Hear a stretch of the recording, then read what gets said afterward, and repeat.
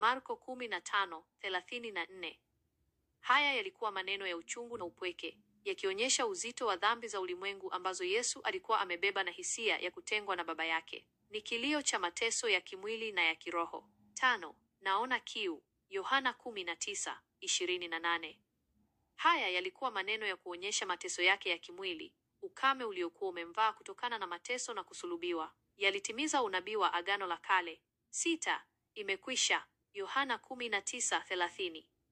Haya yalikuwa maneno ya ushindi. Yesu alikuwa amekamilisha kazi yote ambayo Baba yake alikuwa amempa afanye, kutoa maisha yake kama fidia kwa wengi. Ukombozi ulikuwa umekamilika. 7. Baba, mikononi mwako naiweka roho yangu. Luka 23:46. Haya yalikuwa maneno ya mwisho ya kujisalimisha kwa Baba yake. Kwa imani na utulivu, Yesu aliikabidhi roho yake kwa Mungu.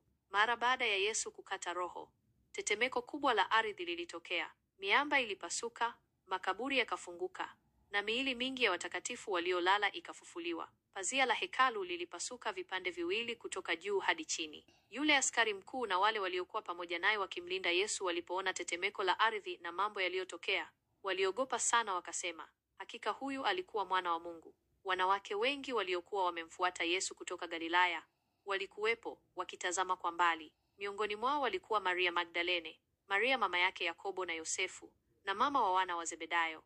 Baada ya jioni kufika, alikuja mtu tajiri kutoka Arimathea jina lake Yosefu, ambaye naye alikuwa mwanafunzi wa Yesu. Alikwenda kwa Pilato na kuomba mwili wa Yesu. Pilato akaamuru apewe. Yosefu alipochukua mwili, aliufunga kwa sanda safi ya kitani, akauweka katika kaburi lake jipya alilokuwa amelichonga kwenye mwamba. Kisha akavingirisha jiwe kubwa kwenye mlango wa kaburi, akaenda zake. Maria Magdalene na Maria yule mwingine walikuwepo wameketi kulielekea kaburi. Hivyo ndivyo ilivyokuwa siku ya huzuni na majonzi, siku ambayo Bwana wetu Yesu Kristo aliteswa na kufa kwa ajili ya dhambi zetu. Lakini tunajua kwamba hii haikuwa mwisho wa hadithi. Baada ya siku 3, alifufuka kutoka kwa wafu, akishinda mauti na kutupatia tumaini la uzima wa milele.